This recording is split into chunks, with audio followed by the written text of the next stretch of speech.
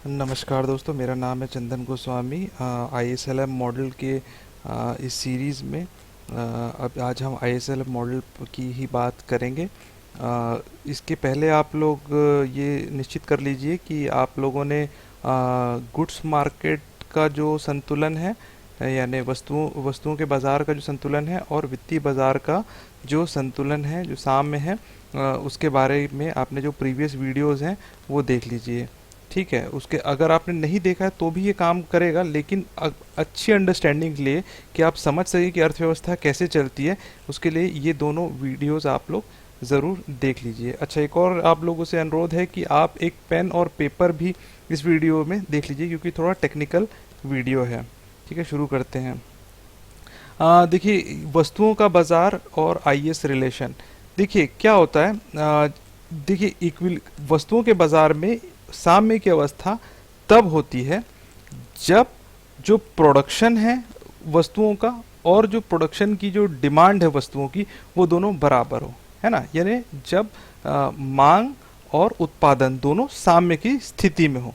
ठीक है, इसी को ही IS रिलेशनशिप कहा जाता है।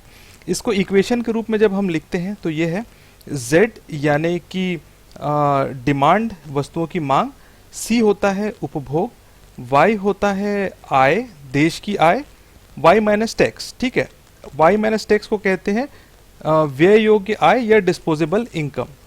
तो कंजम्पशन टाइम्स डिस्पोजेबल इनकम। ठीक है, प्लस आई से होता है इन्वेस्टमेंट, विनियोग, देश में कुल विनियोग जो है, और प्लस गवर्नमेंट एक्सपेंडिचर, यानी कि वो बजट का जो घाटा होता है।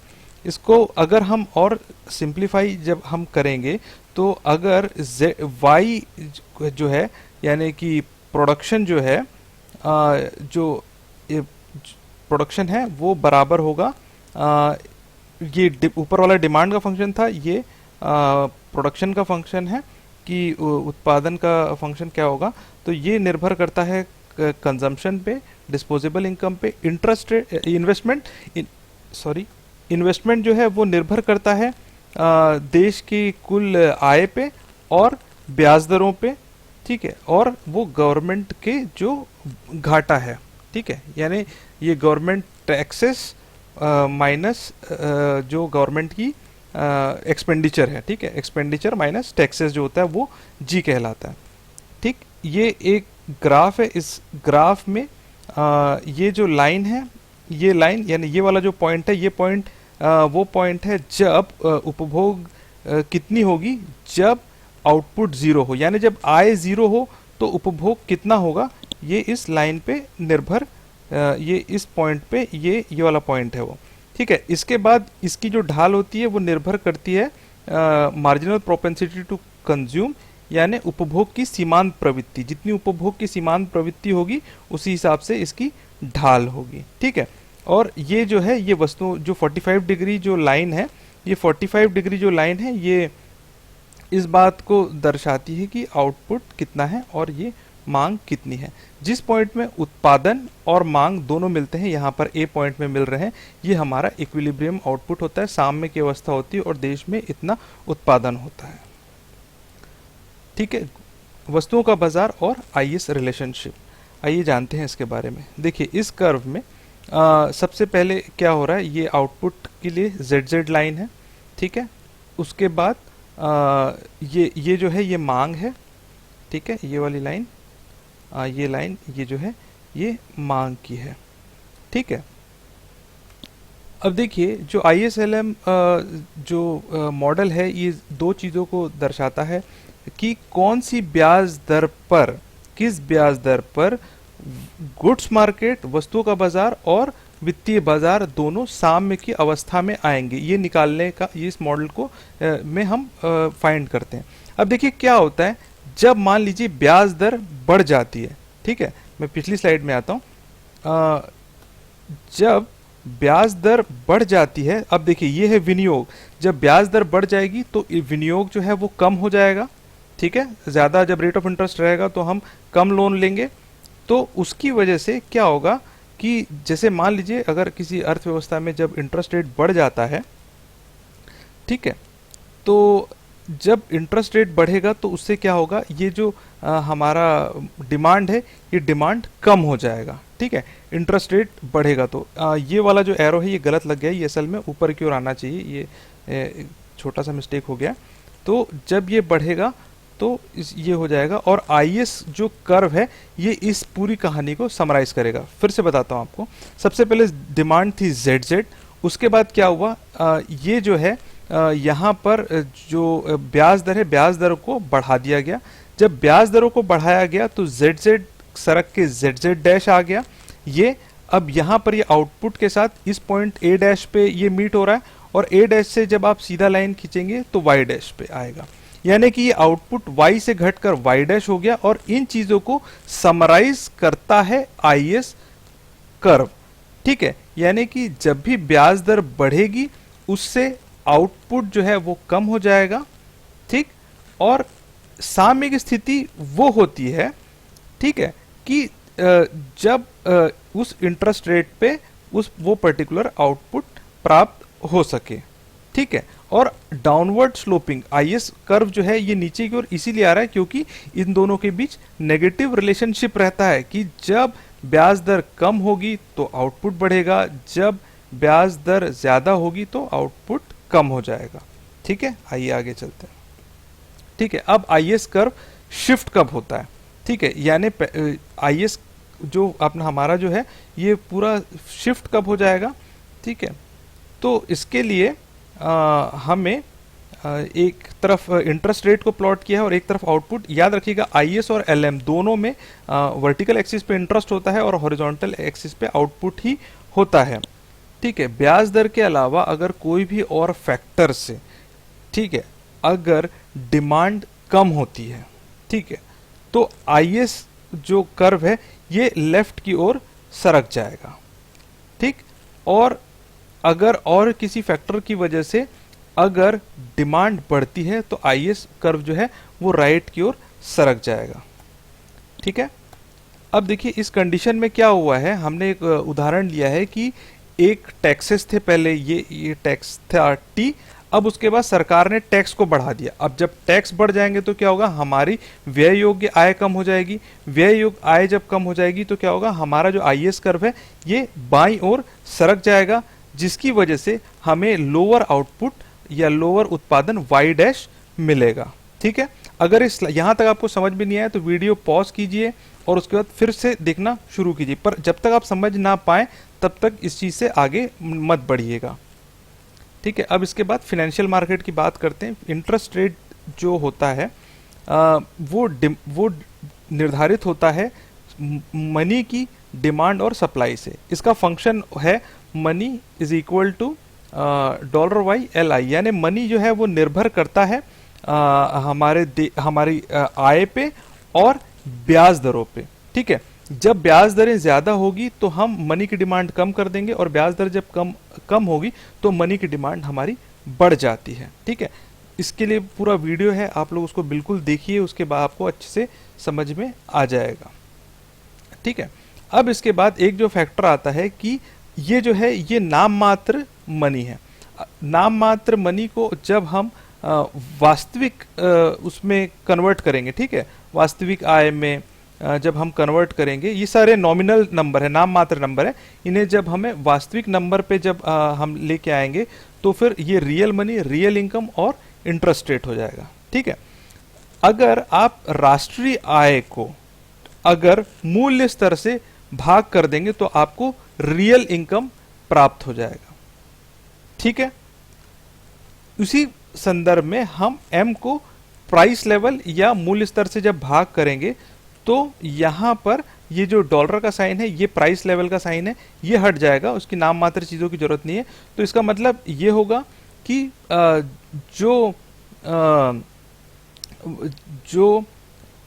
जो बात ये कह रहा है कि जो वास्तविक मनी सप्लाई है वो बराबर होगा। वास्तविक मनी सप्लाई मतलब कि वस्तुओं के टर्म्स में उसे मेजर किया जाए, ये इक्वल होगा वास्तविक डिमांड के, रुपए की डिमांड के, और जो निर्भर करेगी वास्तविक आय पे और ब्याज दर पे, देखिए इन दोनों इक्वेशंस में फर्क सिर्फ यही कि हमने सिर्फ इसको मूल स्तर से विभाजित कर दिया ताकि एक फिक्स प्राइस मिल सके हमें। यही तरीका होता है कि नाम मात्र से जब आप चीज़ों को वास्तविक रूप में कन्वर्ट करते हैं। ठीक है, अब देखिए एलएम कर्व कैसे बनता है। देखिए अब इसमें क्या हो रहा है कि जब आय बढ़ती है और ब्याज दर उतने का उतना ही रहता है। ठीक है, इससे मनी की मांग बढ़ जाती है। ठीक है, अगर आप अपने ऊपर भी लीजिए कि अगर ब्याज दर उतनी की उतनी ही है और आपकी आय बढ़ गई तो आप क्या करेंगे, ज्यादा रुपए की मांग करेंगे अपने पास रखने के लिए। ठीक है, अब ये देखिए यहां इनकम हमारी वाई से वाई डैश में बढ़ गई। ठीक है, जिससे हमारी मनी की डिमांड भी बढ़ गई। अब उसके बाद अब उस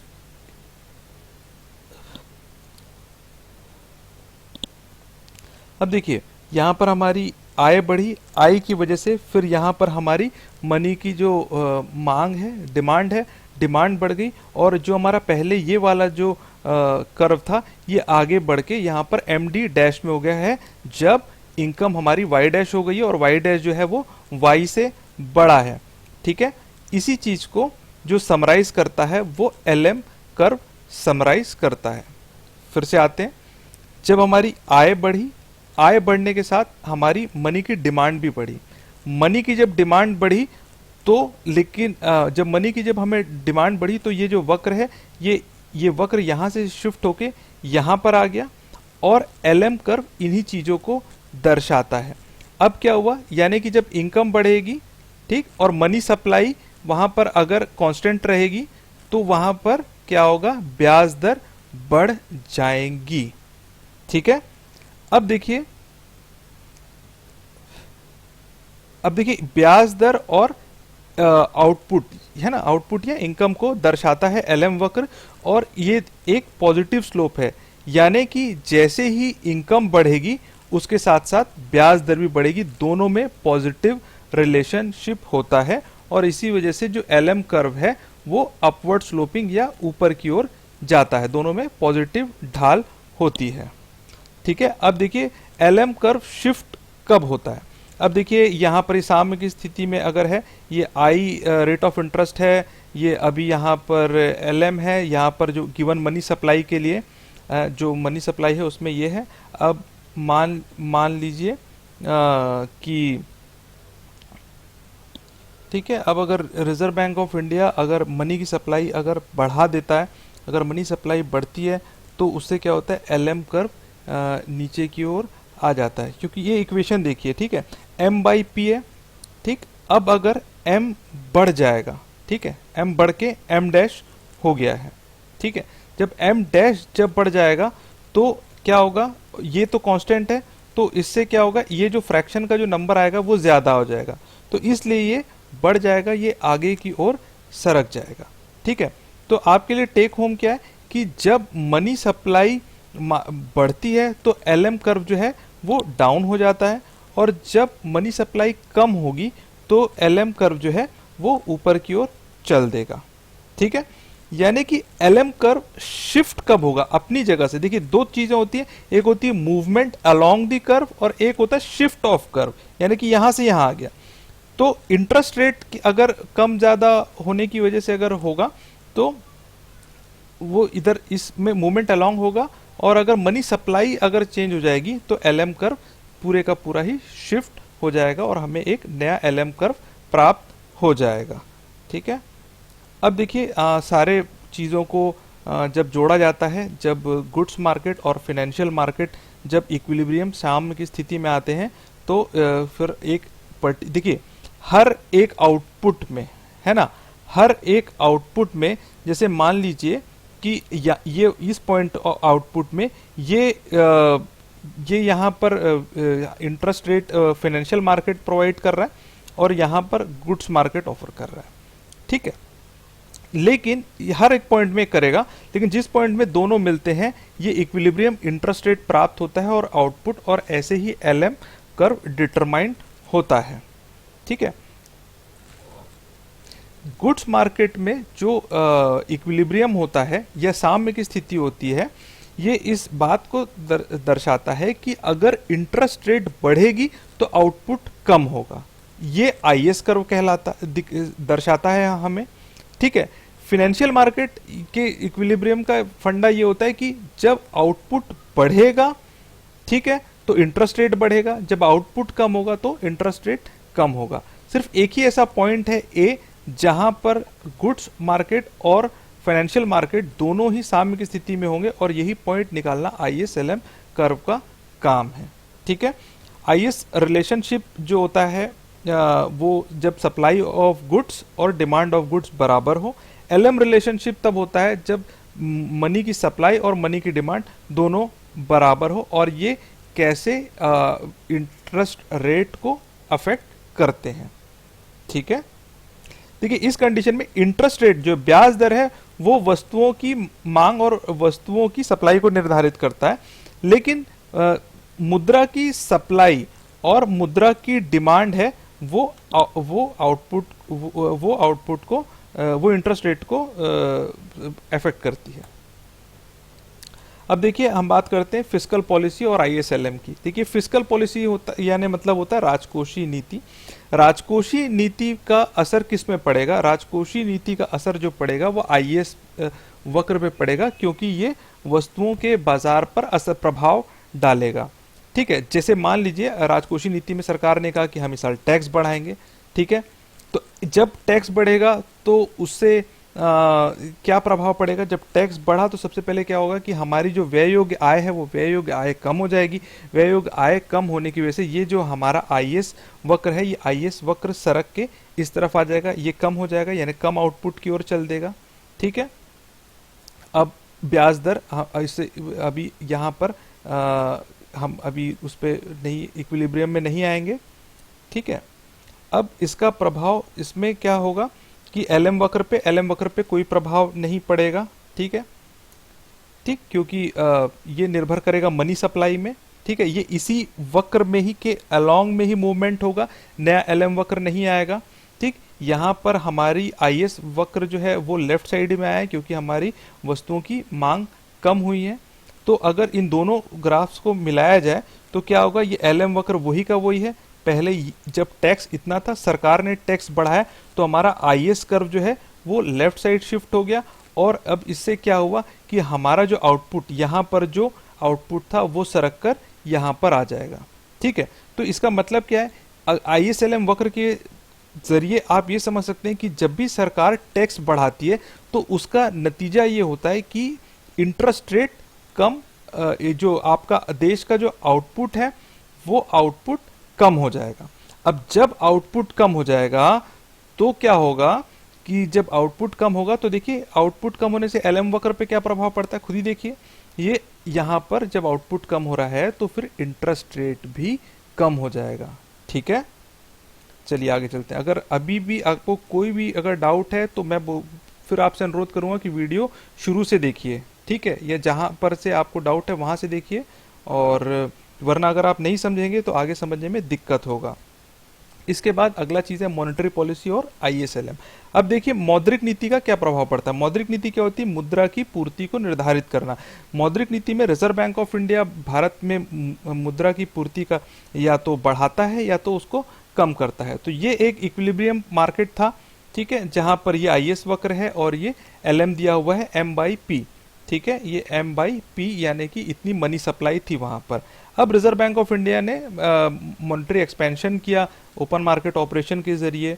ठीक है, अब जब इन्होंने ये किया तो ये जो एलएम वक्र है वो नीचे की ओर आएगा और एलएम डैश बन गया। ठीक है, इसका प्रभाव क्या होगा कि जो आपका आउटपुट है ये आउटपुट बढ़ जाएगा।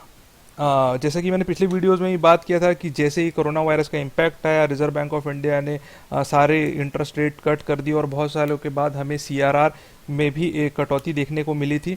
तो इसका कारण यही था कि वो चाहते थे कि ये जो एलएम वक्र है, ये एलएम वक्र आगे की ओर नीचे की ओर जाए, और यहाँ पर जो आउटपुट है, जो देश की जो आय है या उत्पादन है, उत्पादन किसी भी तरीके से बढ़ा सके, क्योंकि आप सब जानते हैं कि लॉकडाउन की वजह से बहुत सारा प्रोडक्शन है वो बाधित हो चुका है।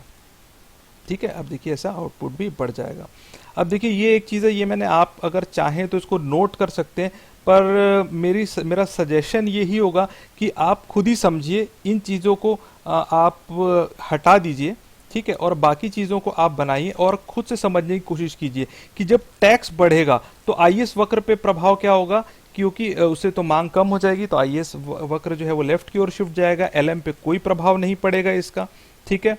आउटपुट पे आउटपुट कम हो जाएगा और इंटरेस्ट रेट भी कम हो जाएगी, और इस वजह से ही ये होगा। आप इन चीज़ों को समझिए खुद से, आप जब तक नहीं समझ में आएगा वीडियो देखिए, मैं यकीनन कह रहा हूँ कि अगर आप वीडियो थॉरली देखेंगे तो आपको ये चीज़ें क्लियर हो जाएंगी, ठीक है। इसको आप चाहें तो लिख सकते हैं, पर आप खुद से लिखने की कोशिश कीजिए, और लिखने के बाद भले इससे चेक कर लेना आप लोग, ठीक है। हमारी जर्नी अभी भी चलेगी, इसके बाद हमें ASAD फंक्शन पे हम वो करेंगे। उम्मीद है आपको कुछ सीखने मिला होगा, नई जानकारी मिली होगी, वीडियो पसंद आया होगा।